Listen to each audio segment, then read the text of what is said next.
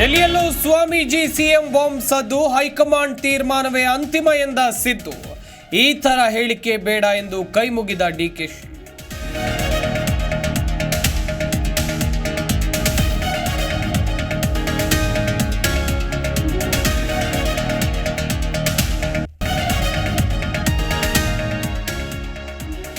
CM ಕುರ್ಚಿ ಬಿಟ್ಟುಕೊಡಿ, ಪರ ವಿರೋಧ ಚರ್ಚೆ, ಸಿದ್ದರಾಮಯ್ಯ ಪರವಾಗಿ ಶಾಮನೂರು ಬ್ಯಾಟಿಂಗ್. ಶ್ರೀಗಳದ್ದು ವೈಯಕ್ತಿಕ ಅಭಿಪ್ರಾಯ ಎಂದರು ಚಲುವಣ್ಣ.